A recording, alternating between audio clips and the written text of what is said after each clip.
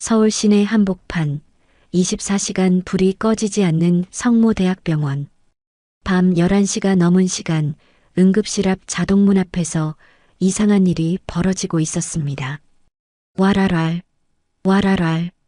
한 마리의 개가 문 앞에서 계속 짖고 있었습니다. 털은 더러워져 있고 여기저기 상처투성이인 중형견이었습니다. 하지만 그 개의 눈빛만큼은 예사롭지 않았습니다. 간절함과 절박함이 가득 담긴 눈빛이었습니다. 야, 또 왔네. 저게. 응급실 앞 데스크에 앉아있던 보안요원 김 반장이 인상을 찌푸렸습니다.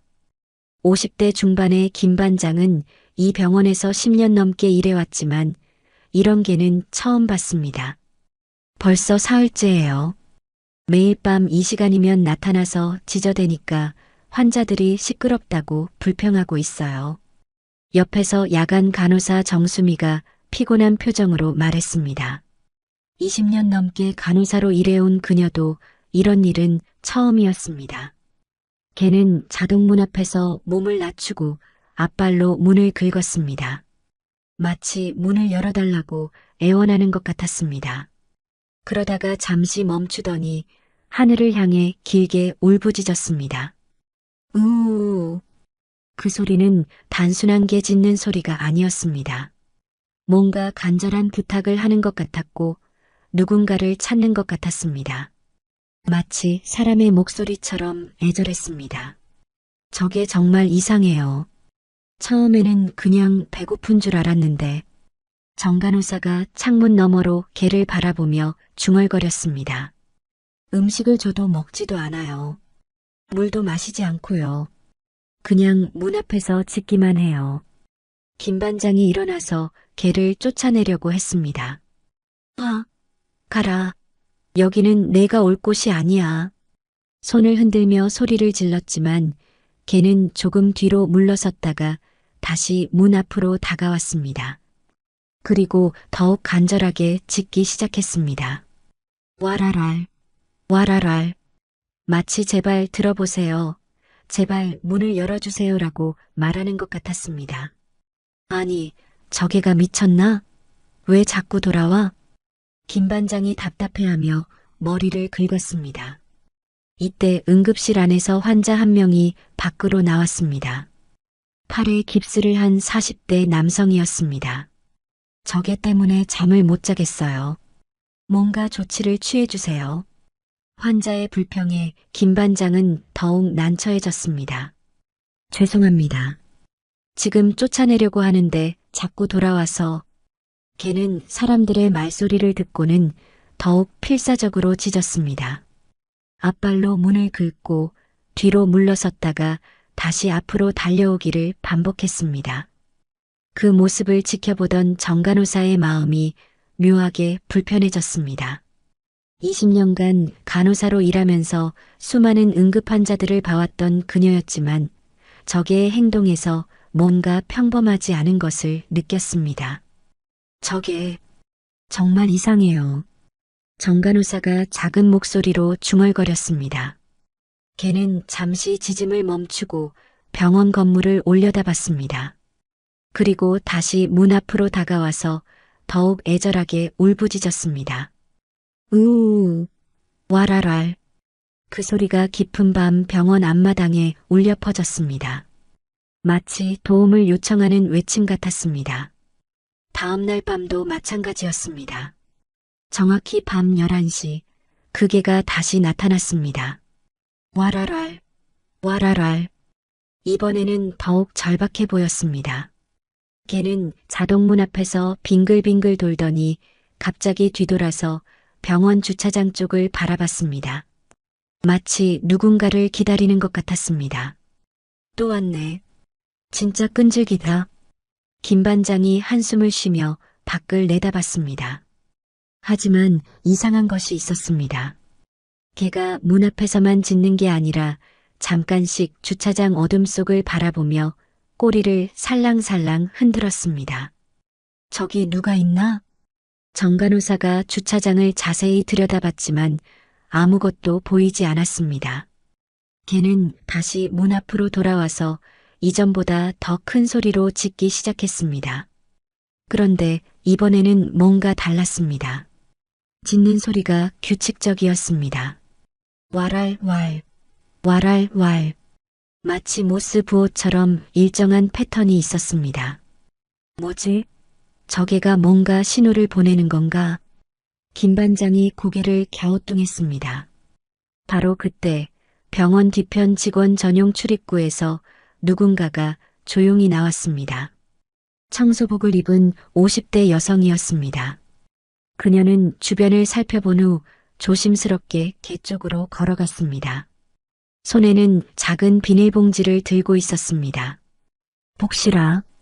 그녀가 작은 목소리로 개를 불렀습니다. 개는 그 목소리를 듣자마자 짖음을 멈추고 그녀에게 달려갔습니다. 하지만 꼬리를 흔들면서도 계속 병원 문 쪽을 바라봤습니다. 또 왔구나. 어쩌면 좋니? 여자는 박순이, 이 병원에서 15년째 야간 청소 일을 하고 있었습니다. 그녀는 비닐봉지에서 작은 도시락을 꺼내 개 앞에 놓았습니다. 먹어야지. 안 먹으면 쓰러져. 하지만 개는 음식을 보고도 먹으려 하지 않았습니다. 대신 박순이의 손을 코로 비비며 응급실 문 쪽을 바라봤습니다. 거기 가고 싶구나. 근데 안 돼. 사람들이 싫어해. 박순이가 개의 머리를 쓰다듬으며 말했습니다. 개는 그녀의 손길에 잠시 위안을 얻는 듯 했지만 곧 다시 불안해했습니다. 복실아, 도대체 뭘 찾는 거니? 박순이의 목소리에는 걱정이 가득했습니다. 사실 그녀는 이 개를 일주일 전부터 봐왔습니다. 처음에는 병원 근처 공원에서 한 할아버지와 함께 있었는데 며칠 전부터 혼자 나타나기 시작했던 것입니다. 개는 잠시 음식 냄새를 맡아봤지만 결국 고개를 돌렸습니다. 그리고 다시 응급실 문을 바라보며 낮게 끙끙거렸습니다. 끙, 끙. 그 소리는 울음소리 같았습니다. 뭔가 간절한 부탁을 하는 것 같았습니다. 아이고, 마음이 아프네. 박순이가 개를 안아주려 했지만 개는 몸을 돌려 다시 병원 문 앞으로 갔습니다. 그리고 이전보다 더 크게 짖기 시작했습니다. 와랄랄, 와랄랄. 응급실 안에 김 반장이 밖을 내다봤습니다. 저기 청소 아줌마가 있네. 정간호사도 창문으로 보며 말했습니다. 박순희 씨? 저분이 저 개를 알고 있나 봐요. 그럼 좀 데리고 가달라고 해봐야겠어. 김 반장이 밖으로 나가려 했지만 정간호사가 말렸습니다. 잠깐만요. 뭔가 이상해요. 정간호사는 20년간의 경험으로 뭔가 평범하지 않다는 것을 직감했습니다. 저 개의 행동이 단순히 배고픔이나 외로움 때문이 아닌 것 같았습니다. 개는 박순이가 있는데도 불구하고 계속 병원 문을 향해 짖었습니다. 마치 안에 있는 누군가에게 무엇인가를 알려주려는 것 같았습니다. 박순희 씨, 김 반장이 큰 소리로 불렀습니다. 박순희가 깜짝 놀라며 뒤돌아봤습니다. 자신이 들키면 안 된다는 것을 알고 있었기 때문입니다. 아, 안녕하세요. 그녀가 어색하게 인사했습니다. 저기 아세요? 매일 밤 여기 와서 짖어대는데. 죄송해요. 제가 데리고 갈게요. 박순이가 급하게 대답하며 개를 부르려 했지만 개는 움직이지 않았습니다. 오히려 더 큰 소리로 짖기 시작했습니다. 와랄랄, 와랄랄. 그 순간 개가 갑자기 병원 주차장 어둠 속을 바라보며 꼬리를 흔들었습니다. 마치 그곳에 있는 누군가와 소통하고 있는 것 같았습니다. 사람들이 모두 그 방향을 바라봤지만 아무것도 보이지 않았습니다. 저기 뭐가 있나? 김 반장이 손전등을 켜고 주차장을 비췄지만 그림자만 일렁거릴 뿐이었습니다. 개는 여전히 그 방향을 바라보며 작게 끙끙거렸습니다. 마치 보이지 않는 누군가와 대화를 나누는 것 같았습니다. 이상하네. 정말 이상해. 정간호사가 중얼거렸습니다. 그녀의 간호사 직감이 뭔가 심상치 않다고 경고하고 있었습니다. 박순이는 걔를 바라보며 일주일 전의 일을 떠올렸습니다. 그날도 야간 청소를 마치고 새벽 5시경 집으로 돌아가는 길이었습니다. 병원 뒤편 작은 공원을 지나는데 벤치에서 이상한 광경을 목격했습니다. 한 할아버지가 벤치에 앉아 있었고 그 발밑에 개 한 마리가 웅크리고 있었던 것입니다. 복실아, 추우면 아빠 품에 와. 할아버지가 부드러운 목소리로 개를 불렀습니다. 개는 꼬리를 살랑거리며 할아버지 다리 사이로 파고들었습니다. 할아버지는 60대 후반으로 보였습니다. 옷은 낡고 더러웠지만 개를 바라보는 눈빛만큼은 따뜻했습니다. 오늘은 빵집 아줌마가 크로와상도 줬어. 맛있겠지? 할아버지가 비닐봉지에서 빵 조각을 꺼내 개에게 줬습니다. 개는 할아버지의 손을 하드며 조심스럽게 빵을 받아 먹었습니다. 우리 복실이가 제일 예쁘지? 털이 복슬복슬해서 복실이야. 할아버지의 손길이 개의 머리를 부드럽게 쓰다듬었습니다. 개는 눈을 지그시 감으며 행복해했습니다. 박순이는 그 모습이 너무나 정겨워서 한동안 멀리서 지켜봤습니다. 할아버지와 개는 마치 오랜 가족처럼 자연스러웠습니다.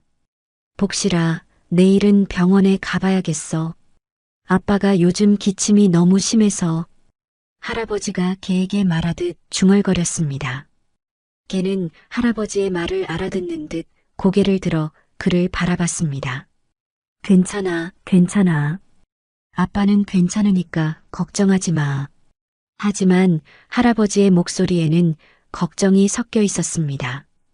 밤새 기침을 하느라 잠을 제대로 못 잤는지 얼굴이 많이 피곤해 보였습니다. 그날 이후 박순이는 매일 그 벤치를 확인했습니다. 할아버지와 개는 매일 같은 자리에 있었습니다. 복실아, 오늘 병원에서 검사 받았는데 별거 아니래. 감기 몸살이라고. 할아버지가 기뻐하며 개를 안아 올렸습니다. 개도 꼬리를 힘차게 흔들며 할아버지의 얼굴을 하찼습니다. 그런데 약값이 좀 비싸네. 이번 달은 좀 힘들겠어. 할아버지가 주머니에서 동전들을 꺼내 세어봤습니다. 몇백 원밖에 되지 않았습니다. 괜찮아, 복실아. 아빠가 뭔가 방법을 찾을게. 하지만 개는 할아버지의 걱정스러운 표정을 알아차렸는지 슬픈 눈으로 바라봤습니다.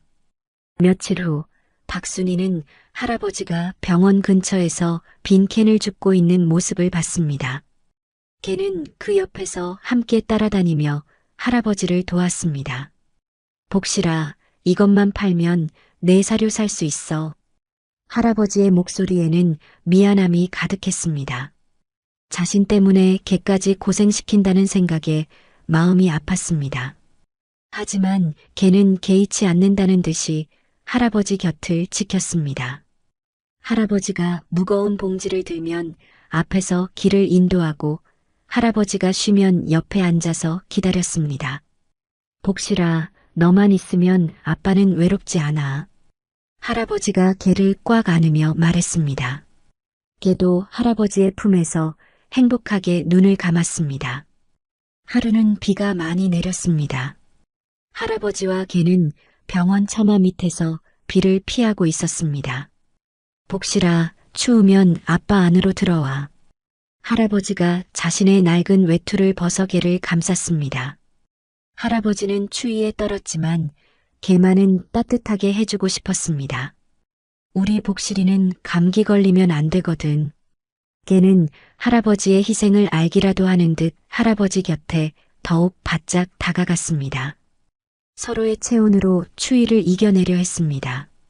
그런데 사흘 전부터 할아버지가 보이지 않기 시작했습니다. 처음에는 개가 혼자 벤치에 앉아 할아버지를 기다렸습니다. 꼬리를 바닥에 깔고 슬픈 눈으로 주변을 둘러봤습니다. 두 번째 날에도 할아버지는 나타나지 않았습니다. 개는 벤치 주변을 빙빙 돌며 할아버지의 냄새를 찾아 헤맸습니다. 세 번째 날 밤, 개는 갑자기 병원 쪽으로 달려가기 시작했습니다. 마치 할아버지가 병원에 있다는 것을 직감한 것처럼. 그리고 그날 밤부터 병원 응급실 문 앞에서 짖기 시작한 것입니다. 박순이는 그 모든 과정을 지켜봤습니다. 할아버지와 개의 깊은 유대감을, 서로를 아끼는 마음을, 그리고 지금 개가 얼마나 할아버지를 찾고 있는지를. 복실아. 박순이가 개의 머리를 쓰다듬으며 작은 목소리로 불렀습니다. 할아버지 찾고 있구나. 그래서 여기 오는 거구나.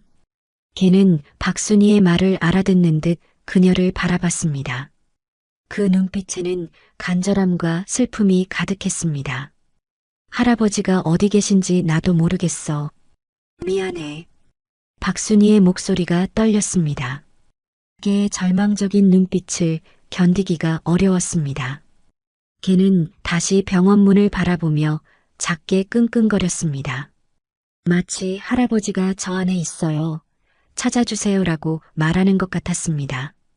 박순이는 부산 출신으로 20년 전 남편을 잃고 혼자 서울로 올라와 아들을 키워낸 강인한 여성이었습니다. 이제 50대 중반인 그녀는 아들이 결혼해서 독립한 후 혼자 작은 원룸에서 살고 있었습니다. 엄마, 이제 청소일 그만하고 쉬세요. 제가 용돈 드릴게요. 아들이 가끔 그렇게 말했지만 박순이는 고개를 저었습니다. 괜찮다. 일하는 게 좋아. 집에만 있으면 답답하거든. 사실 박순이에게는 일이 삶의 이유였습니다. 15년간 같은 병원에서 청소 일을 하면서 이곳이 제2의 집이 되었습니다. 박순이가 복실이를 특별히 챙기는 이유가 있었습니다. 젊었을 때 자신도 비슷한 경험이 있었기 때문입니다. 남편이 갑작스럽게 세상을 떠났을 때 어린 아들과 함께 막막한 상황에 처했었습니다.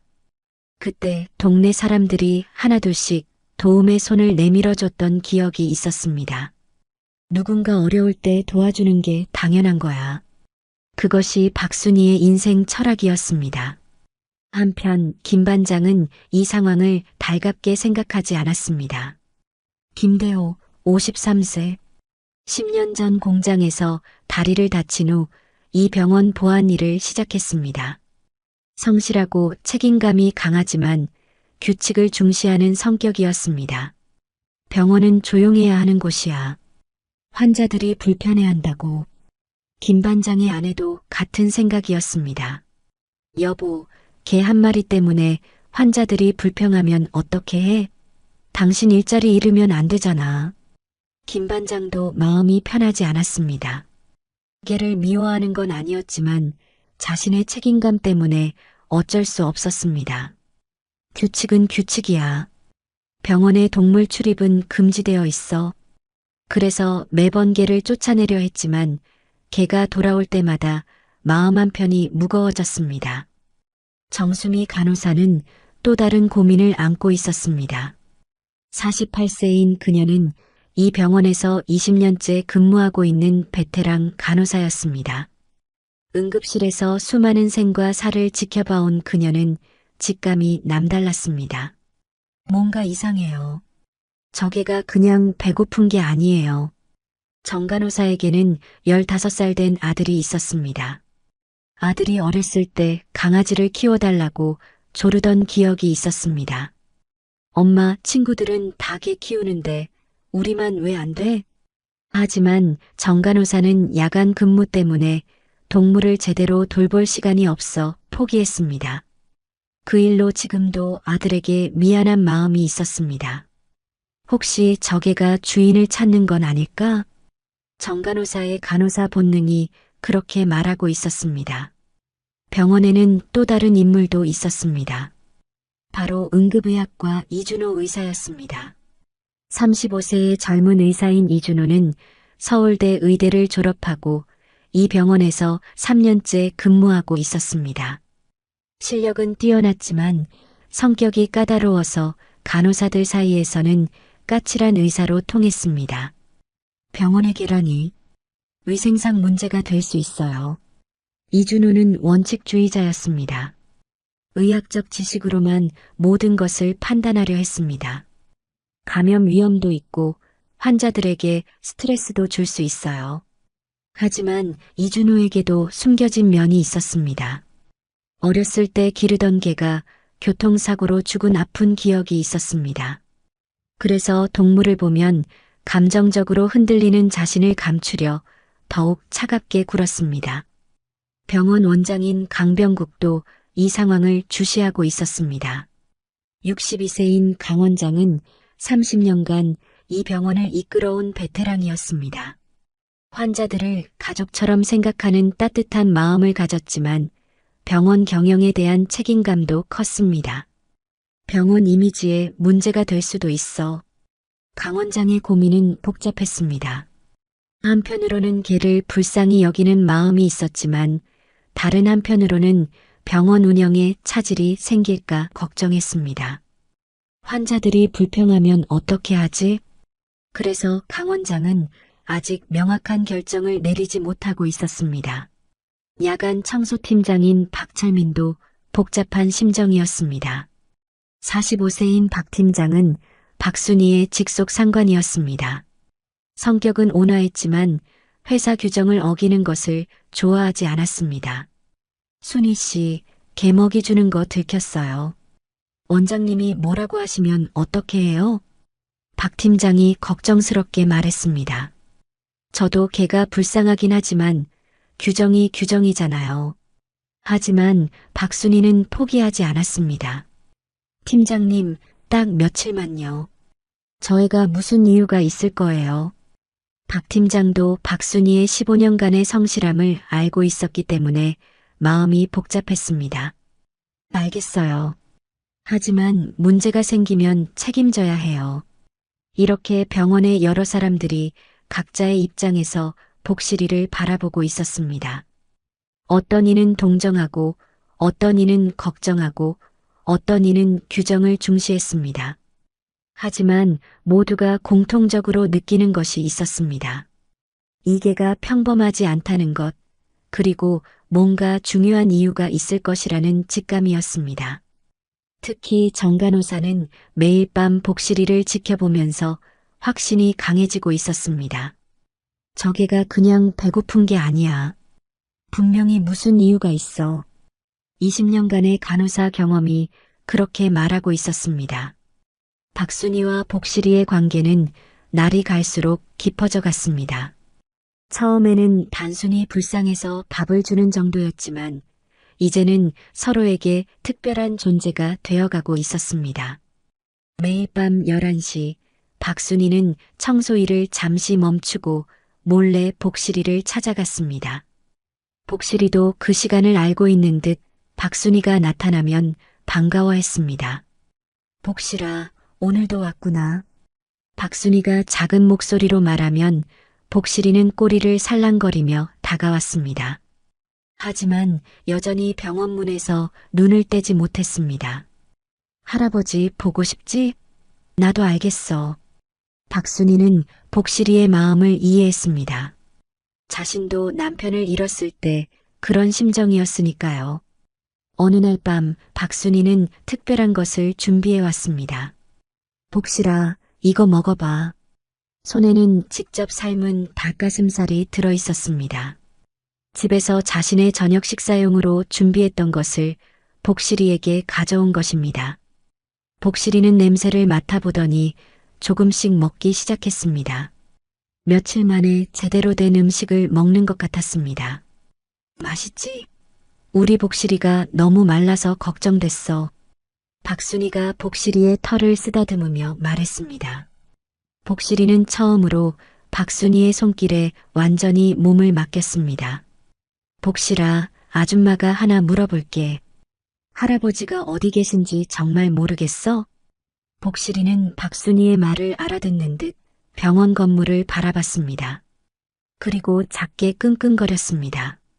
저 안에 계신다고 생각하는 거구나. 박순희의 마음이 아팠습니다. 하지만 그녀도 병원 안의 모든 상황을 알 수는 없었습니다. 며칠 후 박순이는 복실이를 위해 작은 담요를 가져왔습니다. 복실아, 밤에 추우면 이거 덮어. 오래된 담요였지만 깨끗하게 빨아서 가져온 것입니다. 복실이는 담요 냄새를 맡더니 그 위에 조심스럽게 누웠습니다. 그래, 그렇게 푹 쉬어. 박순이가 복실이 곁에 앉아 머리를 쓰다듬어 주었습니다. 복실이는 처음으로 편안한 표정을 지었습니다. 복실아, 아줌마도 예전에 혼자였을 때가 있었어. 박순이가 복실이에게 자신의 이야기를 들려주기 시작했습니다. 남편이 세상을 떠나고 아들과 둘이 남았을 때 정말 막막했어. 어떻게 살아야 할지 모르겠더라고. 복실이는 박순이의 목소리에 귀를 기울이고 있었습니다. 그런데 그때 동네 아줌마들이 도와줬어. 반찬도 갖다 주고 아들 봐주기도 하고. 박순이의 목소리가 따뜻해졌습니다. 그래서 아줌마도 이제 다른 사람 도와주면서 살고 있어. 내가 지금 힘들어하니까 도와주고 싶은 거야. 복실이가 박순이의 손을 코로 비볐습니다. 마치 고맙다는 인사 같았습니다. 그때부터 둘 사이에는 특별한 교감이 생겼습니다. 박순이가 청소를 하러 갈 때면 복실이는 멀리서 지켜봤습니다. 박순이가 힘든 일을 하고 있다는 것을 아는 듯 했습니다. 복실아, 아줌마 일하는 거 보지 말고 쉬어. 하지만 복실이는 박순이가 보이는 곳에서 떠나지 않았습니다. 마치 박순이를 지키고 있는 것 같았습니다. 어느 날 밤 박순이가 청소하다가 허리를 삐끗했습니다. 아이고 아야. 박순이가 주저앉자 복실이가 달려왔습니다. 그리고 박순이 곁에 바짝 다가가서 몸을 기댔습니다. 고마워, 복실아. 괜찮아. 박순이가 복실이의 따뜻한 체온을 느끼며 천천히 일어났습니다. 복실이는 박순이가 완전히 일어설 때까지 옆에서 지켜봤습니다. 우리 복실이가 아줌마 걱정해 주는구나. 그날 이후 박순이는 복실이를 더욱 특별하게 여기게 되었습니다. 한편 다른 사람들도 박순이와 복실이의 관계를 알아차리기 시작했습니다. 정간호사는 창문 너머로 그 모습을 지켜보고 있었습니다. 박순이 씨가 정말 저게를 아끼시네. 정간호사의 마음도 점점 복실이 쪽으로 기울고 있었습니다. 20년간 응급실에서 일하면서 수많은 이별을 봐온 그녀는 복실이의 간절함을 이해할 수 있었습니다. 저게가 주인을 그렇게 그리워하다니. 김 반장도 복잡한 심정이었습니다. 매일 밤 복실이를 쫓아내야 하는 자신의 처지가 점점 힘들어졌습니다. 박순희 씨가 저렇게 정성을 다하는데, 하지만 규정은 규정이었습니다. 김 반장의 고민이 깊어져 갔습니다. 박순희는 복실이와의 시간이 자신에게도 위로가 된다는 것을 깨달았습니다. 복실아, 아줌마도 내가 있어서 외롭지 않아. 15년간 혼자 살아온 박순희에게 복실이는 특별한 존재가 되어가고 있었습니다. 우리 둘 다 가족을 그리워하는 마음은 같구나. 복실이도 박순희의 마음을 아는 듯 그녀가 슬퍼할 때면 곁에 다가와 위로해 주었습니다. 복실아, 우리 꼭 할아버지 찾자. 아줌마가 도와줄게. 박순희의 다짐이 점점 확고해져 갔습니다. 단순히 개를 불쌍히 여기는 것을 넘어서 진정한 가족 같은 마음이 생긴 것입니다. 복실이도 박순희를 완전히 신뢰하게 되었습니다. 박순희가 오면 처음으로 꼬리를 크게 흔들었고 박순희의 손길에 몸을 맡겼습니다. 좋아, 복실아. 우리 함께 힘내자. 두 존재 사이에 깊은 유대감이 형성되어 가고 있었습니다. 서로 다른 종이지만 외로움과 그리움이라는 공통된 감정으로 연결된 특별한 관계였습니다. 복실이의 행동이 이상해지기 시작한 것은 일주일이 지나면서부터였습니다. 처음에는 밤 11시에만 나타나던 복실이가 이제는 하루 종일 병원 주변을 맴돌았습니다. 복실이가 낮에도 여기 있네? 정간호사가 창문 너머로 복실이를 발견했습니다. 오후 3시, 평소 같으면 어디선가 쉬고 있을 시간이었습니다. 복실이는 병원 정문 앞에서 초조하게 왔다 갔다 하고 있었습니다. 꼬리는 바닥에 깔려 있었고 귀는 뒤로 젖혀져 있었습니다. 명백히 불안해하는 모습이었습니다. 무슨 일이지? 김 반장도 복실이의 변화를 눈치챘습니다. 전에는 자신이 나가면 멀리 도망갔는데 이제는 조금 뒤로 물러설 뿐 완전히 떠나지 않았습니다. 더 이상한 것은 복실이가 계속 하늘을 올려다본다는 것이었습니다. 끙끙끙. 복실이가 하늘을 바라보며 작게 울부짖었습니다. 마치 누군가에게 간절히 호소하는 것 같았습니다. 저게가 뭘 저러고 있는 거야? 지나가던 환자 가족들도 복실이의 이상한 행동을 지켜봤습니다. 밤이 되자 복실이의 행동은 더욱 격해졌습니다. 와라랄, 와라랄. 평소보다 훨씬 큰 소리로 훨씬 오랫동안 짖었습니다. 목소리도 더 절박해졌습니다. 복실아, 왜 그래? 박순이가 달려와서 복실이를 달래려 했지만 소용없었습니다. 복실이는 박순이를 보고도 잠시만 반가워할 뿐 곧 다시 병원 문을 향해 짖기 시작했습니다. 이상해. 뭔가 이상해. 박순이도 불안해지기 시작했습니다. 복실이의 행동이 평소와 너무 달랐습니다. 복실이는 박순이가 가져온 음식도 거의 먹지 않았습니다. 냄새만 맡아보고는 고개를 돌렸습니다. 복실아, 먹어야지. 안 먹으면 쓰러져. 하지만 복실이는 음식보다는 병원 문에만 관심이 있었습니다. 문 앞에서 앞발로 긁고 뒤로 물러섰다가 다시 달려들기를 반복했습니다. 그리고 이상한 행동을 하기 시작했습니다.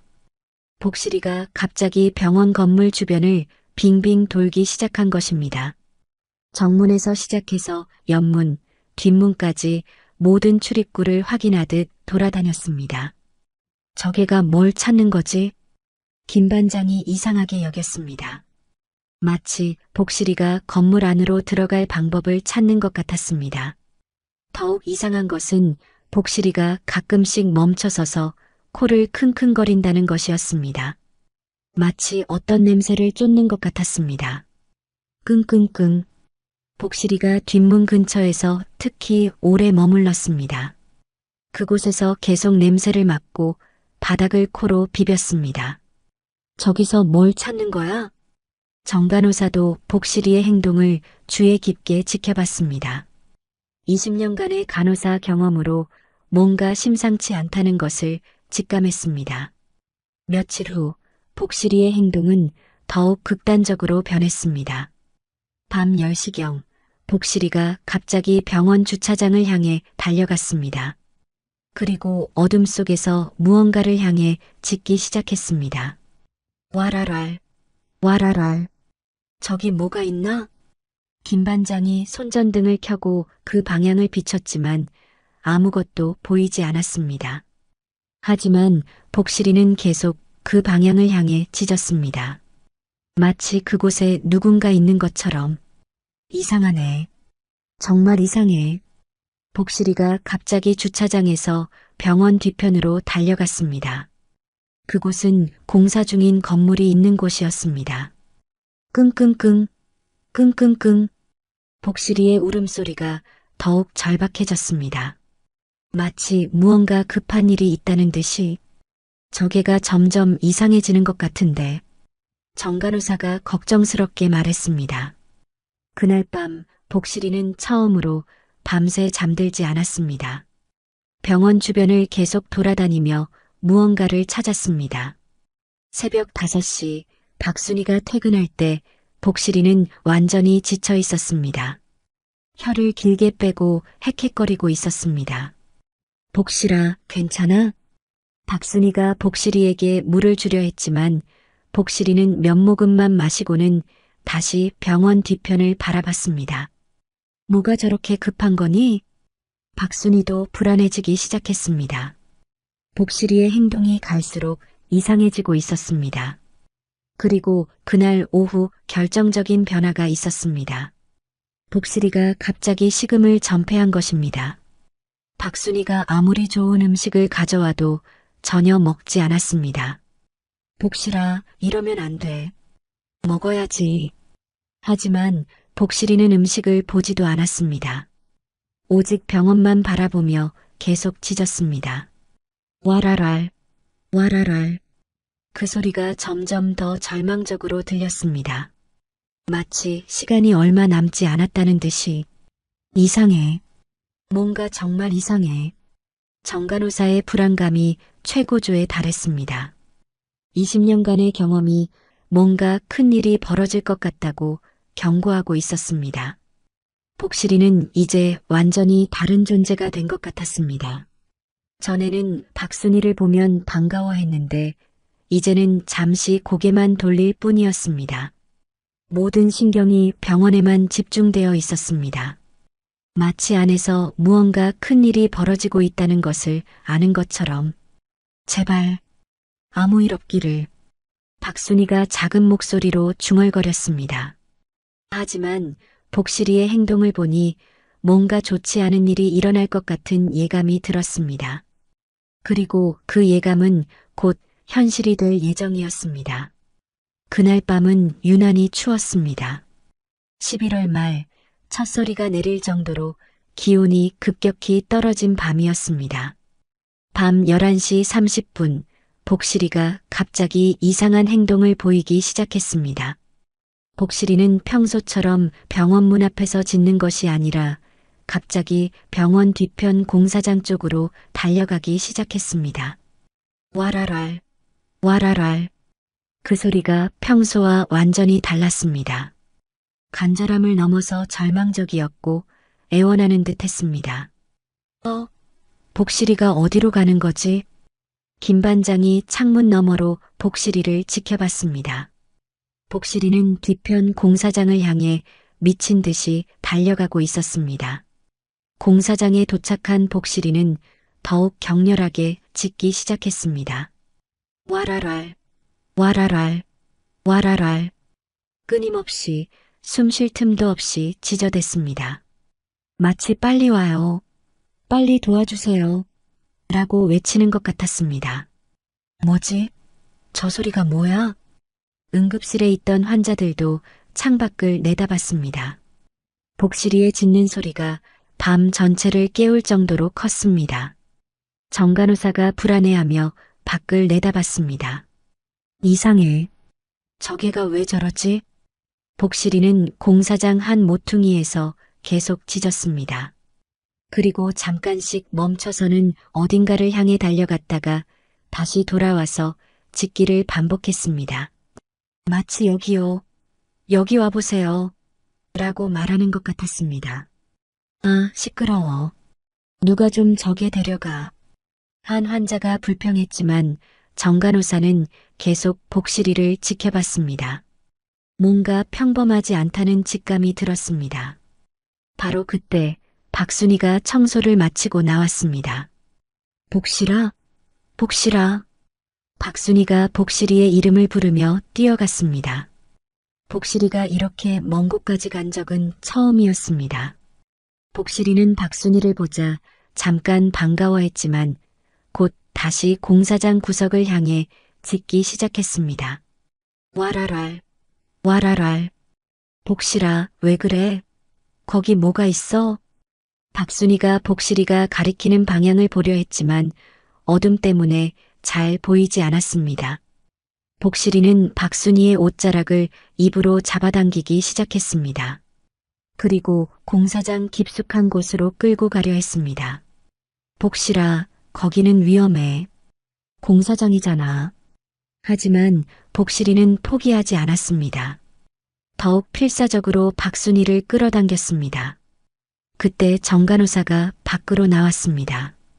박순이 씨, 무슨 일이에요? 저도 모르겠어요. 복실이가 갑자기 이상하게 굴어서 정간호사도 복실이의 행동을 보고 심상치 않다는 것을 느꼈습니다. 혹시 정말 뭔가 있는 건 아닐까요? 저도 그런 생각이 들어요. 두 사람이 서로를 바라봤습니다. 복실이의 행동이 너무나 절박했습니다. 한번 가봐요. 복실이가 이렇게까지 하는 데는 이유가 있을 거예요. 정간호사가 결정을 내렸습니다. 박순이와 정간호사는 휴대폰 손전등을 켜고 복실이를 따라 공사장으로 들어갔습니다. 복실이는 앞장서서 어둠 속으로 들어갔습니다. 가끔씩 뒤돌아보며 두 사람이 따라오는지 확인했습니다. 조심해요. 발밑이 안 보여요. 정간호사가 박순이의 팔을 잡으며 조심스럽게 걸었습니다. 복실이는 공사장 가장 깊숙한 곳, 컨테이너 박스들이 쌓여 있는 곳으로 향했습니다. 그리고 갑자기 멈춰 섰습니다. 끙끙끙, 끙끙끙. 복실이가 작게 울부짖으며 한 곳을 바라봤습니다. 저기 뭔가 있어요. 박순이가 손전등을 그 방향으로 비췄습니다. 그 순간 두 사람의 숨이 멎었습니다. 컨테이너 박스 사이 좁은 틈에 사람이 쓰러져 있었던 것입니다. 어머나, 사람이다. 정간호사가 급하게 달려갔습니다. 쓰러진 사람은 60대 후반의 남성이었습니다. 옷차림으로 보아 노숙자인 것 같았습니다. 할아버지, 할아버지. 박순이가 그를 불렀지만 대답이 없었습니다. 정간호사가 맥박을 확인했습니다. 맥박이 아주 약해요. 체온도 많이 떨어졌어요. 저체온증 같아요. 큰일이다. 빨리 병원으로. 바로 그때 복실이가 쓰러진 할아버지 곁으로 달려갔습니다. 복실이는 할아버지의 얼굴을 핥으며 작게 끙끙거렸습니다. 끙끙끙, 끙끙끙. 그 소리는 울음소리였습니다. 마치 할아버지, 깨어나세요라고 말하는 것 같았습니다. 이분이 복실이의 주인이구나. 박순이가 깨달았습니다. 복실이가 그토록 찾던 할아버지가 바로 이분이었던 것입니다. 박순이 씨, 빨리 응급실에 연락해요. 정간호사가 급하게 말했습니다. 박순이가 병원에 전화를 걸었습니다. 응급환자예요. 공사장에서 할아버지가 쓰러져 계세요. 5분 후 응급구조팀이 달려왔습니다. 환자 상태가 어떻습니까? 이준호 의사가 쓰러진 할아버지의 상태를 확인했습니다. 저체온증과 탈수 증상이 심합니다. 맥박이 매우 불규칙해요. 빨리 응급실로 옮겨요. 구조대원들이 할아버지를 들것에 옮겼습니다. 복실이는 들것 옆에서 떨어지지 않으려 했습니다. 끙끙끙, 끙끙끙. 복실아, 할아버지 괜찮을 거야. 박순이가 복실이를 달랬지만 복실이는 할아버지에게서 눈을 떼지 못했습니다. 들것이 응급실로 들어갈 때 복실이도 따라 들어가려 했습니다. 걔는 들어올 수 없어요. 간호사가 막았지만 복실이는 포기하지 않았습니다. 와라랄, 와라랄. 그 짖음은 이제 절망이 아니라 간절한 기도 같았습니다. 제발 할아버지를 살려주세요라고 말하는 것 같았습니다. 응급실은 긴급 상황으로 뒤바뀌었습니다. 환자 이름은 신원 확인이 안 됩니다. 추정 나이 65세 남성입니다. 간호사들이 빠르게 할아버지를 응급실 침대로 옮겼습니다. 이준호 의사가 즉시 검진을 시작했습니다. 체온 32도, 심각한 저체온증입니다. 혈압 80에 50, 맥박 불규칙해요. 정간호사가 바이털 사인을 확인하며 보고했습니다. 심전도 연결하세요. 심근경색 가능성도 있어요. 할아버지의 상태는 생각보다 심각했습니다. 며칠간 추위에 노출되어 있었던 것으로 보였습니다. 밖에서는 복실이가 응급실 문 앞에서 계속 짖고 있었습니다. 와라랄, 끙끙끙. 저게 때문에 집중이 안 되네요. 한 간호사가 불평했지만 정 간호사는 다르게 생각했습니다. 저게가 아니었으면 이 환자는 죽었을 거예요. 이준호 의사가 검사 결과를 확인했습니다. 이상하네요. 뭐가 이상한가요? 저체온증이 이 정도면 보통 의식을 잃고 심장이 멈출 수도 있는데 이준호 의사가 고개를 갸우뚱했습니다. 심장 기능이 생각보다 양호해요. 뭔가 체온을 유지해주는 것이 있었던 것 같은데 그때 박순희가 조심스럽게 응급실로 들어왔습니다. 의사 선생님, 저 할아버지 어떠세요? 지금 검사 중인데 혹시 이 환자에 대해 아시는 게 있나요? 저는 잘 모르고 복실이가 찾은 거예요. 복실이? 네, 저게요. 며칠 전부터 계속 병원에 와서 짖었는데 오늘 갑자기 공사장으로 가더라고요.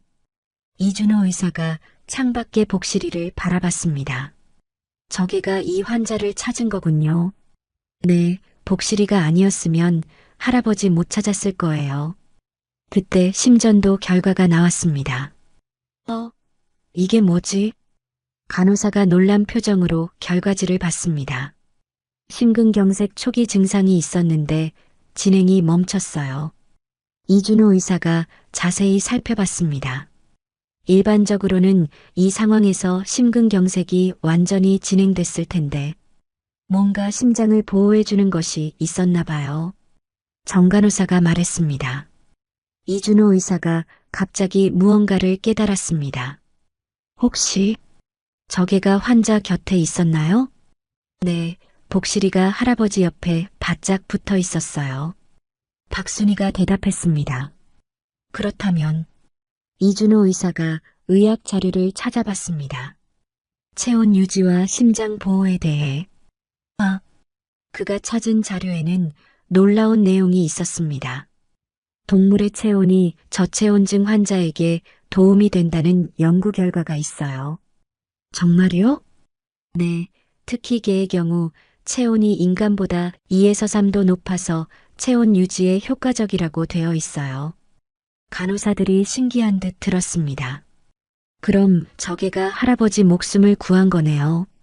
맞아요. 며칠간 체온을 나눠줘서 심장이 멈추지 않게 해준 거예요. 이준호 의사의 설명에 모두들 감탄했습니다. 정말 똑똑한 개네요. 그때 할아버지가 천천히 눈을 떴습니다. 할아버지, 깨셨어요. 박순희가 기뻐하며 할아버지에게 다가갔습니다. 여기가 어디지? 할아버지의 목소리는 약했지만 의식은 뚜렷했습니다. 병원이에요. 복실이가 할아버지를 찾았어요. 복실이? 우리 복실이가?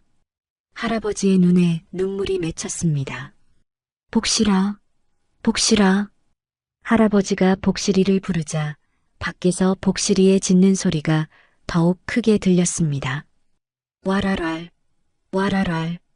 저게가 할아버지 목소리를 알아들어요. 정간호사가 놀라워했습니다. 이준호 의사가 할아버지에게 물었습니다. 혹시 언제부터 쓰러져 계셨나요? 3일. 아니 4일 전인 것 같아요. 갑자기 가슴이 아프고 어지러워서. 그럼 그 기간 동안 혼자 계셨던 건가요? 아니요. 복실이가 계속 옆에 있었어요. 할아버지가 눈물을 흘리며 말했습니다. 복실이가 제 옆에서 떠나지 않았어요. 추워서 떨고 있으면 제품에 와서 따뜻하게 해줬고. 그렇군요. 이준호 의사가 고개를 끄덕였습니다. 그 덕분에 할아버지가 살아계신 거예요. 복실이가? 네, 복실이의 체온 때문에 할아버지 심장이 멈추지 않았어요. 할아버지가 더욱 감동받았습니다. 우리 복실이가 내 목숨을 구해준 거구나. 그뿐만 아니에요. 복실이가 병원에 와서 계속 짖어서 사람들이 할아버지를 찾을 수 있었어요. 박순희가 설명해주자 할아버지의 눈에서 눈물이 흘러내렸습니다. 고마워, 복실아. 정말 고마워. 그때 이준호 의사가 중요한 발견을 했습니다. 할아버지, 혹시 심장병이 있으신가요? 네, 몇 년 전부터 부정맥이 있어요. 약은 드시고 계세요? 약값이 비싸서 가끔씩만 먹었어요. 이준호 의사가 심전도를 다시 확인했습니다. 다행히 큰 손상은 없어요. 하지만 앞으로 꾸준히 치료받으셔야 해요. 치료비가 할아버지가 걱정하자 박순이가 말했습니다. 걱정하지 마세요. 방법이 있을 거예요. 그때 복실이의 짖는 소리가 더욱 간절해졌습니다. 왈랄왈, 끙끙끙. 복실이가 할아버지를 보고 싶어 해요. 정간호사가 말했습니다. 잠깐만 들어와도 될까요? 이준호 의사가 잠시 고민했습니다. 병원 규정상 동물 출입은 금지되어 있었습니다. 하지만 이 특별한 상황에서는 예외가 필요해 보였습니다. 잠깐만요. 5분만. 이준호 의사가 허락했습니다. 박순이가 문을 열자 복실이가 달려들어왔습니다. 복실이는 할아버지 침대 곁으로 가서 아빠를 침대에 올렸습니다. 끙끙끙, 끙끙끙. 복실아, 우리 복실아. 할아버지가 복실이의 머리를 쓰다듬었습니다. 복실이는 할아버지의 손을 핥으며 꼬리를 흔들었습니다. 그 모습을 본 의료진들의 눈에도 눈물이 맺혔습니다. 정말 감동적이네요. 정간호사가 작은 목소리로 말했습니다. 생명을 구한 개와 구해진 할아버지의 재회. 그것은 병원에서 일하는 모든 사람들에게 특별한 순간이었습니다.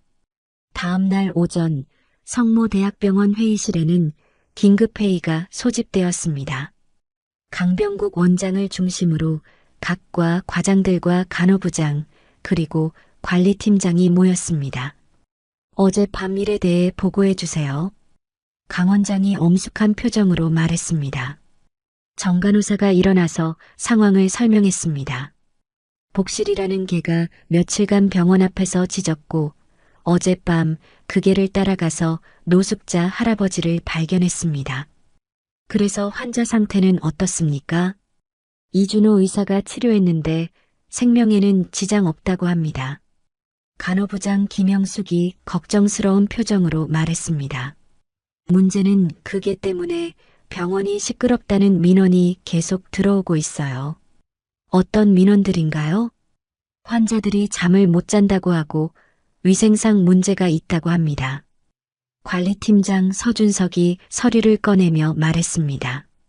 병원 규정에 따르면 동물 출입은 엄격히 금지되어 있습니다. 그런데 어제는 응급실에 들어왔다면서요? 그건 특별한 상황이었습니다. 이준호 의사가 변명하듯 말했습니다. 강 원장이 고민에 빠졌습니다. 30년간 병원을 운영하면서 이런 경우는 처음이었습니다. 의학적으로는 어떻습니까? 그 개가 정말 환자를 구한 건가요? 이준호 의사가 일어났습니다. 네, 확실합니다. 개 체온이 환자의 체온 유지에 결정적 역할을 했습니다. 구체적으로 설명해 보세요. 환자는 4일간 추위에 노출되어 있었습니다. 체온이 32도까지 떨어진 상태였죠. 이준호 의사가 자료를 보여주며 설명했습니다. 일반적으로 이 정도면 심장이 멈춰야 정상인데 복실이가 체온을 나눠줘서 생명을 유지할 수 있었습니다. 정말 그런가요? 네, 의학문헌에도 동물의 체온이 저체온증 환자에게 도움이 된다는 연구가 있습니다. 간호부장이 반박했습니다. 그렇다고 해서 병원에 개를 들여놓을 수는 없잖아요. 위생 문제도 있고 다른 환자들한테 피해가 될 수도 있어요. 관리팀장도 동조했습니다. 만약 언론에 나가면 어떻게 하죠? 병원 이미지에 좋지 않을 수도 있어요. 하지만 정간호사가 다른 의견을 제시했습니다. 저는 오히려 좋은 이야기라고 생각해요. 어떤 면에서요? 생명을 구한 이야기잖아요. 병원의 인간적인 면을 보여줄 수 있어요. 정간호사의 말에 몇몇 사람들이 고개를 끄덕였습니다. 박순이도 회의에 참석해달라는 요청을 받았습니다. 박순이 씨, 그게와 어떤 관계신가요? 강 원장이 물었습니다. 저는 며칠 전부터 복실이를 돌봐줬어요. 너무 불쌍해서요. 개 주인은 누구인가요? 입원 중인 할아버지예요. 노숙자시라서 사정이 안 좋으시거든요. 간호부장이 걱정스럽게 말했습니다. 그럼 할아버지가 퇴원하면 개도 같이 가는 건가요? 그런데 할아버지 혼자서 개를 돌보기 어려우실 것 같아요. 박순희의 말에 회의실이 조용해졌습니다. 관리팀장이 현실적인 문제를 제기했습니다. 결국 우리가 해결해야 할 문제가 더 생기는 거네요. 치료비도 문제고 개 문제도 있고. 강 원장이 머리를 짚었습니다. 인간적으로는 도와주고 싶었지만 병원 경영자로서는 고민이 많았습니다. 그때 의외의 지지자가 나타났습니다. 원장님, 저는 찬성합니다. 이준호 의사였습니다. 평소 원칙주의자로 유명한 그가 개를 옹호하고 나선 것입니다. 어제 복실이와 할아버지를 보면서 많은 것을 느꼈습니다. 어떤 걸 느끼셨나요? 의학이 생명을 구하는 것이라면 복실이도 의사나 다름없어요. 이준호 의사의 말에 회의실 분위기가 바뀌기 시작했습니다. 그리고 환자들에게도 정서적 도움이 될 수 있어요. 정 간호사가 동조했습니다. 맞아요. 어제 복실이를 본 환자들이 모두 감동받았어요. 하지만 여전히 반대 의견도 있었습니다. 간호부장이 우려를 표했습니다. 감정적으로는 이해하지만 현실적인 문제들이 너무 많아요. 규정도 바꿔야 하고 위생 관리도 해야 하고. 관리팀장도 걱정했습니다. 다른 환자 가족들이 항의하면 어떻게 하죠? 개 알레르기 있는 환자들도 있을 텐데. 강 원장이 깊은 생각에 빠졌습니다. 좋은 의견들이 많이 나왔네요. 하지만 신중하게 결정해야 할 것 같습니다. 일단 며칠 더 지켜보는 게 어떨까요? 그때 박순희가 조심스럽게 말했습니다. 원장님, 복실이는 할아버지가 회복될 때까지만 병원에 있으면 안 될까요? 어떤 의미인가요? 할아버지가 완전히 회복되면 복실이도 함께 떠날 거예요. 박순희의 제안에 회의실이 조용해졌습니다. 정 간호사가 지지했습니다. 그것도 좋은 방법인 것 같아요. 임시 방편이라도 복실이가 할아버지 곁에 있게 해주면. 이준호 의사도 동의했습니다. 의학적으로도 반려동물이 환자 회복에 도움이 된다는 연구 결과가 있어요. 강 원장이 마지막으로 물었습니다. 그럼 복실이 관리는 누가 하죠? 박순희가 즉시 대답했습니다. 제가 할게요. 복실이 먹이며 위생관리 모두요. 그리고 문제가 생기면 즉시 조치하겠습니다. 강 원장이 한참을 고민하더니 결정을 내렸습니다. 알겠습니다. 임시로 허용하되 엄격한 조건을 두겠습니다. 회의실에 안도의 분위기가 흘렀습니다. 단 다른 환자들에게 피해가 가면 즉시 중단하겠습니다. 네, 알겠습니다. 박순희와 정 간호사가 고개를 끄덕였습니다. 하지만 간호부장과 관리팀장의 표정은 여전히 걱정스러웠습니다.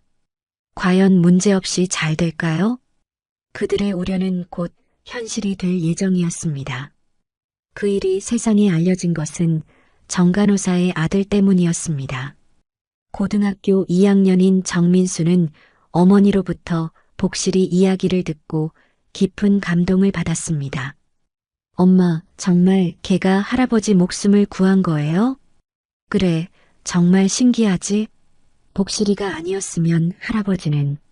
정민수는 그날 밤 자신의 인스타그램에 이야기를 올렸습니다. 우리 엄마 병원에서 일어난 실화. 걔가 사람 목숨 구했다는 게 진짜였네. 사진과 함께 올린 긴 글이었습니다. 복실이와 할아버지 이야기를 감동적으로 써내려갔습니다. 처음에는 친구들만 보는 평범한 게시물이었습니다. 헐, 진짜야? 영화 같은데? 걔 진짜 똑똑하네. 감동. 친구들의 댓글이 달리기 시작했습니다. 그런데 누군가 이 게시물을 공유했고 그것이 다시 공유되면서 순식간에 퍼져나갔습니다. 3일 후 이 이야기는 온라인 커뮤니티 전체에 화제가 되었습니다. 성모병원 복실이 근황. 진짜 울컥함. 걔가 노숙자 할아버지 구한썰. 실화인데 소름. 병원계 복실이 때문에 울었다.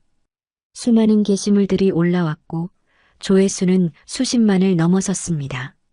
댓글들도 쏟아졌습니다. 진짜 걔는 사람보다 낫다. 감동. 복실이 진짜 영웅이다. 할아버지랑 복실이 둘 다 건강하길. 우리나라에도 이런 훈훈한 일이. 그리고 5일 후 지역 언론에서 연락이 왔습니다. 안녕하세요. 지역 방송국입니다. 복실이 이야기를 취재하고 싶은데요. 강 원장이 전화를 받고 당황했습니다. 어떻게 아셨는지. 온라인에서 화제가 되고 있어서요. 정말 감동적인 이야기더라고요. 기자는 정중하게 취재를 요청했습니다. 병원 입장에서는 어떠신가요? 강 원장이 고민했습니다. 예상치 못한 상황이었습니다. 일단 내부에서 상의해보고 연락드리겠습니다. 그날 오후 다시 긴급회의가 열렸습니다. 언론에서 취재 요청이 왔습니다. 강 원장이 회의를 시작했습니다. 이미 온라인에서 화제가 되고 있어요. 관리팀장이 노트북을 켜서 보여줬습니다. 와, 이렇게까지? 정 간호사가 놀라며 화면을 봤습니다. 자신의 아들이 올린 글이 이렇게 유명해진 줄 몰랐습니다. 댓글도 수천 개네요. 이준호 의사가 댓글들을 읽어봤습니다. 대부분 긍정적인 반응이에요. 간호부장이 걱정스럽게 말했습니다. 하지만 언론에 나가면 더 복잡해질 수도 있어요. 맞아요. 좋지 않은 댓글도 생길 수 있고. 그때 박순희가 말했습니다.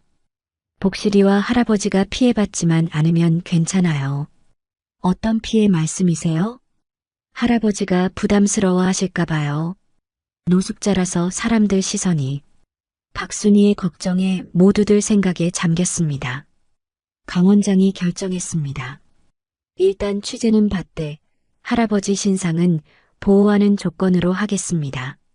이틀 후 뉴스에 복실이 이야기가 방송되었습니다. 걔가 구한 생명. 성모병원의 특별한 영웅. 3분짜리 감동 뉴스였습니다. 복실이가 할아버지를 찾는 장면, 병원 직원들의 인터뷰, 할아버지와 복실이의 재회 장면이 방송되었습니다. 할아버지는 얼굴에 모자이크 처리를 해서 신상을 보호했습니다. 복실이가 아니었으면 정말 감사해요. 할아버지의 목소리만 나왔지만 진심이 전해졌습니다. 방송 후 반응은 폭발적이었습니다. 병원 전화가 쉴 새 없이 울렸습니다. 복실이 어떻게 지내요? 할아버지 치료비 돕고 싶어요. 복실이 간식 보내도 되나요? 전국에서 연락이 쏟아졌습니다. SNS에는 더욱 많은 반응이 올라왔습니다. 뉴스 보고 울었다. 복실이 최고. 진짜 걔는 천사다. 인간보다 순수해. 할아버지 치료비 후원하고 싶다. 복실이한테 간식 보내고 싶어요. 며칠 후부터는 실제로 택배가 오기 시작했습니다. 또 택배 왔어요. 관리팀장이 놀라며 말했습니다. 복실이를 위한 사료, 간식, 장난감들이 전국에서 날아왔습니다. 편지도 함께 왔습니다. 복실아, 고마워. 너 때문에 세상이 따뜻해 보여. 할아버지랑 행복하게 지내렴. 우리 집개도 복실이처럼 착했으면 좋겠어. 초등학생부터 할머니까지 전 연령대의 사람들이 편지를 보냈습니다. 병원에는 견학 신청도 들어왔습니다. 복실이 보러 가고 싶어요. 아이들한테 복실이 보여주고 싶어요. 하지만 병원에서는 정중히 거절했습니다. 환자들에게 피해가 될 수 있어서요. 대신 복실이 근황을 주기적으로 SNS에 올리기 시작했습니다. 정 간호사가 병원 공식 계정을 만들어서 복실이 일상을 공유했습니다. 할아버지와 함께 있는 모습, 병원 직원들과 친해지는 모습, 예쁘게 목욕하는 모습 등등 매번 수만 명이 좋아요를 눌렀습니다. 그런데 예상치 못한 효과도 나타났습니다. 원장님, 환자들이 복실이 보러 우리 병원 오는 사람들이 많아졌어요. 관리팀장이 보고했습니다. 어떤 환자들요? 복실이 때문에 우리 병원을 알게 된 분들이요. 실제로 복실이의 유명세 때문에 병원을 찾는 환자들이 늘었습니다. 여기가 복실이 있는 병원이죠? 복실이 덕분에 좋은 병원이라는 걸 알았어요. 뜻밖의 홍보 효과였습니다. 그리고 더 큰 변화가 있었습니다. 다른 병원들에서도 연락이 오기 시작한 것입니다. 저희도 치료견 프로그램을 도입하고 싶은데 동물 치료의 효과에 대해 문의드리고 싶어요. 복실이가 의료계에 새로운 화두를 던진 것입니다. 강 원장이 감회에 젖어 말했습니다. 복실이 한 마리가 이렇게 큰 변화를 가져올 줄 몰랐네요. 정 간호사가 웃으며 대답했습니다. 사람들이 이런 따뜻한 이야기를 얼마나 목말라 했는지 알 수 있어요. 박순희도 뿌듯해했습니다. 복실이가 정말 많은 사람들에게 희망을 주고 있네요. 하지만 갑작스러운 유명세 때문에 새로운 고민도 생겼습니다. 복실이가 스트레스 받지 않을까요? 할아버지도 부담스러워 하시는 것 같고 모든 것이 순탄하지만은 않았습니다. 하지만 분명한 것은 복실이가 수많은 사람들에게 감동과 희망을 주고 있다는 것이었습니다. 복실이의 이야기가 전국적으로 알려진 지 한 달이 지나면서 병원 내부에는 놀라운 변화가 일어나기 시작했습니다. 가장 먼저 변한 것은 간호부장 김영숙이었습니다. 처음에는 복실이를 가장 반대했던 그녀가 어느 날 복실이에게 간식을 주고 있는 모습이 목격되었습니다. 간호부장님, 복실이한테 뭐 주세요? 정 간호사가 놀라며 물었습니다. 아, 이거 집에 있던 게 간식이야. 김영숙이 어색하게 웃었습니다. 예전에 기르던 강아지 간식이 남아있어서 사실 김영숙은 복실이를 보면서 20년 전에 기르던 반려견 코코를 떠올렸습니다. 코코도 복실이처럼 충성스럽고 영리한 개였습니다. 복실아, 맛있게 먹어. 김영숙이 복실이의 머리를 쓰다듬자 복실이는 꼬리를 흔들며 반가워했습니다. 우리 간호부장님이 복실이를 좋아하시네요. 박순희가 미소를 지었습니다. 생각해보니 규정도 중요하지만 가끔은 예외도 필요한 것 같아. 김영숙의 마음이 완전히 바뀐 순간이었습니다. 관리팀장 서준석도 변했습니다. 원장님, 복실이를 위한 공간을 따로 만들면 어떨까요? 어떤 공간 말인가요? 병원 뒤편에 작은 공간을 만들어서 복실이가 뛰어놀 수 있게 하는 거예요. 서준석이 설계도를 보여주며 설명했습니다. 환자들도 창문 너머로 복실이를 볼 수 있고 복실이도 스트레스 받지 않을 수 있어요. 강 원장이 놀라워했습니다. 준석 씨가 이런 제안을 하다니. 복실이 덕분에 병원 이미지도 좋아졌고 환자들도 좋아하시거든요. 실제로 환자들의 반응이 놀라울 정도로 좋았습니다. 입원 중인 할머니 환자가 말했습니다. 복실이 보면 마음이 편해져요. 저도 예전에 개 키웠거든요. 수술을 앞둔 아이도 말했습니다. 복실이처럼 용감해질 거예요. 암 치료 중인 환자도 복실이를 보며 희망을 얻었습니다. 복실이가 할아버지를 지킨 것처럼 저도 힘내야겠어요. 이준호 의사는 더욱 놀라운 제안을 했습니다. 원장님, 동물 치료 프로그램을 도입해보면 어떨까요? 동물 치료라니? 네, 복실이를 보면서 동물이 환자들에게 미치는 긍정적 영향을 직접 확인했거든요. 이준호 의사가 자료를 준비해 왔습니다. 외국에서는 이미 많은 병원에서 동물 치료를 하고 있어요. 정말 효과가 있나요? 우울증, 치매, 자폐증 환자들에게 특히 효과적이라고 합니다. 강 원장이 깊은 관심을 보였습니다. 흥미롭네요. 한번 검토해 봅시다. 한편 할아버지의 상황도 크게 달라졌습니다. 복실이의 유명세 덕분에 많은 후원이 들어왔고 할아버지의 치료비 걱정은 사라졌습니다. 할아버지, 치료 잘 받으세요. 걱정하지 마세요. 후원자들의 편지가 매일 도착했습니다. 하지만 더 중요한 변화는 따로 있었습니다. 병원 근처에 있는 노숙인 쉼터에서 연락이 온 것입니다. 저희 쉼터에서 할아버지를 받고 싶습니다. 쉼터 원장이 직접 병원을 찾아왔습니다. 복실이 이야기를 보고 감동받았어요. 할아버지와 복실이가 함께 지낼 수 있도록 도와드리고 싶습니다. 쉼터에서는 특별히 반려동물과 함께 지낼 수 있는 방을 준비해 주겠다고 했습니다. 정말요? 복실이도 함께 있을 수 있어요? 할아버지가 눈물을 흘리며 물었습니다. 네, 물론이에요. 복실이 없으면 할아버지도 의미가 없죠. 할아버지와 복실이를 위한 새로운 보금자리가 마련된 것입니다. 그런데 박순희에게도 변화가 있었습니다. 순희 씨, 정식 직원으로 채용하면 어떨까요? 강 원장이 제안했습니다. 15년간 성실하게 일해주셨고 복실이 일도 잘 돌봐주시고 계시니까요. 박순희가 깜짝 놀랐습니다. 정말요? 저를 정직원으로요? 네, 환경미화팀 정직원으로 채용하고 복실이 관리도 맡아주세요. 박순희의 급여도 오르고 복실이와 공식적으로 함께 일할 수 있게 된 것입니다. 정말 감사해요. 꿈만 같아요. 병원 전체의 분위기도 달라졌습니다. 복실이가 있는 날이면 환자들의 표정이 밝아졌습니다. 복실이 언제 와요? 오늘도 복실이 볼 수 있나요? 아이들은 복실이를 보려고 창가에 모여들었습니다.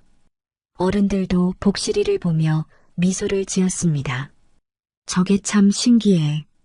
사람보다 낫네. 복실이 덕분에 병원이 따뜻해진 것 같아. 직원들도 변했습니다. 복실이가 있으니까 일하는 기분이 달라요.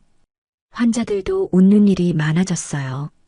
병원 전체가 하나의 가족 같은 분위기가 되었습니다. 그리고 특별한 날이 찾아왔습니다. 할아버지가 완전히 회복되어 퇴원하는 날이었습니다. 할아버지, 이제 정말 괜찮으세요? 박순희가 걱정스럽게 물었습니다. 응, 덕분에 완전히 나았어. 복실이도 고마워했고 할아버지가 복실이를 안으며 말했습니다. 이제 쉼터에서 새로운 시작이야. 퇴원식에는 병원 직원들이 모두 모였습니다. 할아버지, 복실이 건강하게 지내세요. 가끔 병원에 놀러 오세요. 복실이 보고 싶을 거예요. 모두들 아쉬워했지만 동시에 뿌듯해했습니다. 복실아, 할아버지 잘 지켜드려. 정간호사가 복실이의 머리를 쓰다듬었습니다. 우리 모두 복실이 덕분에 많은 걸 배웠어. 강 원장도 감회에 젖어 말했습니다. 생명의 소중함, 가족의 의미, 사랑의 힘. 복실이가 가르쳐준 것들이죠. 할아버지와 복실이가 쉼터로 향하는 길, 병원 직원들이 모두 나와서 배웅했습니다. 고마웠어요. 건강하세요. 또 만나요. 복실이도 뒤돌아보며 꼬리를 흔들었습니다. 마치 저도 감사했어요라고 말하는 것 같았습니다. 병원에는 새로운 전통이 생겼습니다. 매주 한 번씩 복실이가 병원을 방문하는 날이었습니다. 환자들을 위한 동물 치료 프로그램의 일환이었습니다. 복실이 왔다. 우리 복실이. 환자들이 복실이를 보며 환호했습니다. 복실이는 이제 성모대학병원의 공식 치료견이 되어 있었습니다. 병원 입구에는 작은 동상도 세워졌습니다. 생명을 구한 영웅 복실이라는 글귀와 함께 그 동상을 보며 지나가는 사람들이 미소를 지었습니다. 여기가 복실이 병원이구나. 정말 따뜻한 병원이네. 성모대학병원은 이제 복실이 덕분에 사랑과 희망이 있는 병원으로 불리게 되었습니다. 1년 후 가을, 성모대학병원 뒤편에는 작은 기념비가 세워져 있었습니다. 복실이와 할아버지의 이야기를 기념하는 조촐한 비석이었습니다.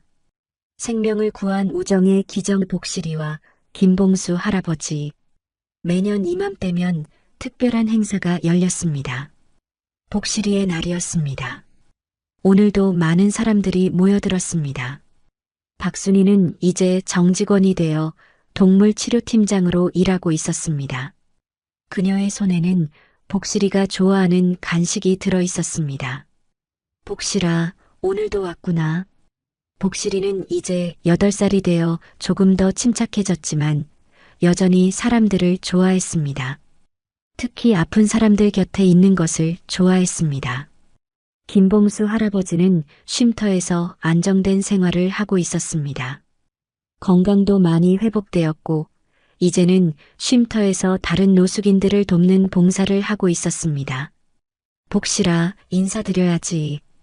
할아버지가 복실이와 함께 기념비 앞에 섰습니다. 덕분에 우리가 이렇게 좋은 분들과 가족이 됐단다. 복실이는 할아버지의 말을 알아듣는 듯 꼬리를 천천히 흔들었습니다. 정간호사는 이제 간호부장이 되어 있었습니다. 복실이 사건 이후 병원의 인간적인 면을 강조한 의료 서비스가 인정받아 승진한 것입니다. 복실아, 고마워. 너 덕분에 우리 병원이 정말 따뜻해졌어. 그녀의 아들 민수는 이제 대학생이 되어 있었습니다. 복실이 이야기를 SNS에 올린 것이 계기가 되어 언론학과에 진학했습니다. 복실아, 내가 처음 너 이야기를 세상에 알린 거 기억나? 민수가 복실이의 머리를 쓰다듬으며 웃었습니다. 앞으로도 이런 좋은 이야기들을 많이 전하는 기자가 될게. 이준호 의사는 동물치료학 전문의가 되어 있었습니다. 복실이를 계기로 동물치료에 관심을 갖게 되어 추가 공부를 한 것입니다. 복실아, 내가 내 인생을 바꿔놨어. 그는 이제 전국의 병원에서 동물치료 프로그램을 지도하는 전문가가 되어 있었습니다. 김 반장은 은퇴했지만 여전히 병원을 자주 찾았습니다. 복실아, 처음에는 너 때문에 골치 아팠는데 이제 보니 너 때문에 우리가 더 사람다워진 것 같아. 그는 이제 복실이를 가장 아끼는 사람 중 하나가 되어 있었습니다. 강 원장은 복실이의 이야기를 담은 책을 출간했습니다. 수익금은 모두 유기견 보호소와 노숙인 쉼터에 기부했습니다. 복실아, 내 이야기가 세상을 조금씩 바꾸고 있어. 실제로 복실이의 이야기는 전국으로 퍼져나갔습니다. 많은 병원에서 동물치료 프로그램을 도입했고 유기견에 대한 인식도 많이 개선되었습니다.